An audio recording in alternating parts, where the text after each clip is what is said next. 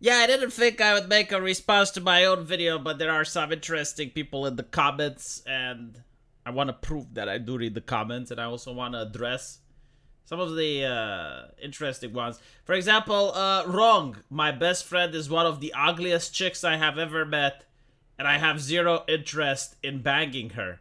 One of your worst takes, really. Given the amount of people that agree with what I said, I don't believe that it's a worst take. It goes without saying that human interaction is not mathematics, especially when applying to the masses. Like, it is possible that there are outliers, but even if this is the case, even if you are friends with what you consider to be an ugly chick, the moment you are going to get a girlfriend, the moment you're going to get a woman that's like seriously interested in pursuing a romantic relationship with you, are you still going to be friends with her? Because there's going to be a time when your girlfriend or your wife or whatever is going to make you choose.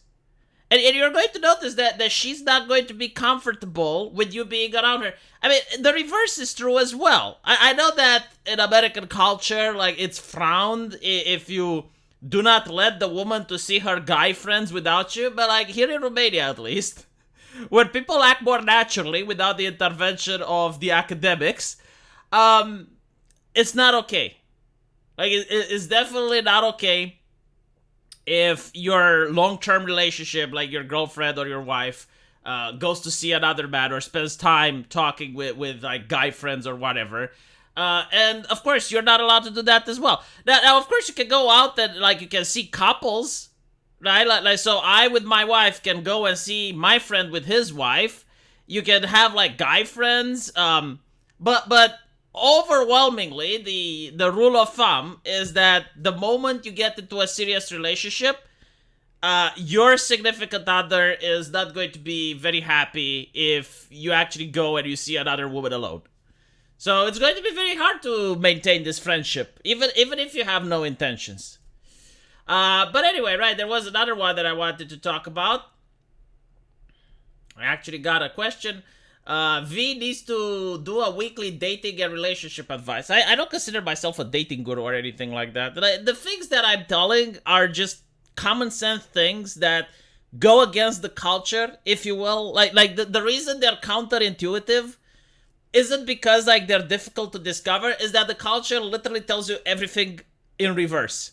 So a lot of people are confused. But if you were to just allow people to be people and do what they feel is right, I wouldn't even be needing to talk about this.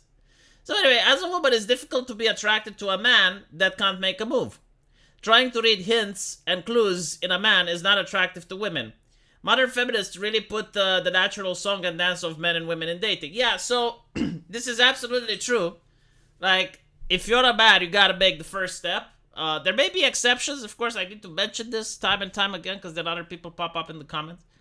But overwhelmingly, like, it's your role as the man to make the first step. And this causes romance. Like women need this shit, you know? It's not like the feminists say, where you gotta dump some papers in front of her and be like, you need to sign here and here and here if I am allowed to kiss you. And throughout the entire encounter, you need to scream yes, yes, yes, because the moment you stop, I have to stop, because otherwise it's not consent, okay? Like, it doesn't work that way. Most of the communication is body language, and it's up to you to figure it out. Honestly, like, there are a lot of dating experts and dating gurus, and they'll tell you, like, various dating strategy. They're very cringe most of the time, and the reason is that you can't really explain them. Like, you just need to learn the body language. You just need to learn when you're supposed to do it, because like every person is different. Every person is going to give different signals. But basically, what ends up happening, and I'll tell you why a lot of men don't make the first move. They're afraid of rejection, right? So like, if you're afraid of rejection, just stop dating. Just stop. Like, there's no point, right? Like, you need to overcome this fear, because otherwise, like, even if you go on a date and you're afraid of rejection, you're never going to make the first step. It's just wasted time. You're wasting her time. You're wasting your time. Just stop it. Like, just get some help. Honestly, like I don't know what else to say about this. It's something that most men go through, right? Like, you're afraid of rejection, but you need to get used to it. Like, I don't think many men, especially not modern men, have never been rejected. right? So go out there and get rejected until you're used to it, and you're going to be surprised that eventually you're going to find a woman that says yes. But like, you never know that if you're afraid of making the first step, and you're always afraid that, oh well, if I lean in for a kiss, like, she's going to say no, and well, I mean, how else are you going to do it, right? So this is my advice, and I do understand where this lady is coming from, where Trixie is coming from. Like, if a woman likes a guy and she's attracted, and they have their own signals, like they try to make it understood that she's available, and the guy doesn't make the first move, like, it's not about, because I've seen a lot of people judging women about this, and it's like, well, why doesn't the woman make the first move? Well, because she loses attraction. That's why it is. It's like, if you like a woman because she has like plump tetes, and you're attracted, and then you find out that she's wearing socks in her bra and she doesn't have anything, like she's flat as a board, the attraction is gone. It's kind of similar, like from that perspective, when a woman likes you as a guy and you just refuse to make the first move. You're just too cowardly. You don't want to interact.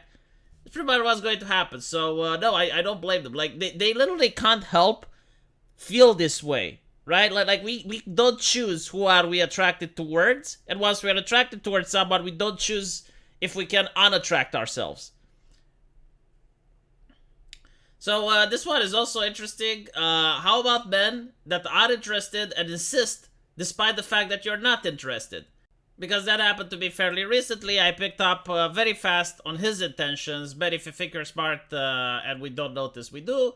I was very clear from the get-go that I wasn't interested and that we could be friends. Oof. But that's it. But of course he insisted, and the only way I was left alone was to move out. We're both immigrants from the same country. Okay.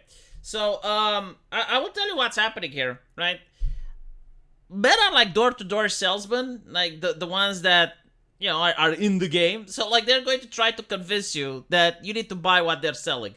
And even though you're trying to kick them out, they're like Jehovah Witnesses. They keep coming back. So, the reason for this is that some women actually like this type of behavior, right? Like, if all women wouldn't like to be pursued by men, then you wouldn't have this problem. But because, like, men can't tell which woman is like that and which one isn't, they're going to act as if you may be one of the types that likes to be pursued. Now, there have been men which stopped doing this. And then I saw articles from feminists saying that, oh my god, where's the romance? Like, I really like this guy, and I told him no, and he went like, oh, well, plenty of fish in the sea, and then he went back to Tinder, right? So, like, she was upset that she liked the back and forth, and this guy didn't, right? So, like, this is the first problem. The second problem is that usually when women think that they're saying no to a guy, they're not very direct. Like they're not very obvious about it. Like, the guy may ask them on a date, and she may say, well, we'll see about it. We'll talk about it. Like they're kind of like Japanese people. Like, no is not in their vocabulary. Like, they don't want to hurt the guy's feelings. But it's actually hurting the guy a lot more if you do not say something direct. Just say, I don't like you, have stinky breath, like, I'll never like you, whatever. Just whatever it takes. Just be blunt. Like, men respond a lot better to bluntness. We don't respond to metaphors. We don't respond to, like, beating around the bush. Okay? The best thing to do, though, like if you really want to tell a guy no, say you have a boyfriend. And that's it. Problem solved. Okay? Like, the moment you tell him that you have a boyfriend, he's going to stop pursuing. If he keeps pursuing, say you got engaged. But anyway, right, so, like, this was my best advice. And, regarding the thing that, men think you don't notice that they're hitting on you, like, no, we know. Like, we know that you notice. The question is, like, what type of woman are you? Are you the type of woman that legitimately, like, doesn't like him? Or are you the type of woman that likes to be courted and pursued and have suitors? Because that like there are women like that, as I mentioned. So you also gotta understand the way a man's ego works versus the way a woman's ego works. A woman's ego is kind of like a battery. It constantly depletes. And it depletes when she hears that a man says that another woman is fat, and she's going to go like, oh my god, if this other woman is fat, am I fat as well? Right? Like that like a -5 damage to her ego.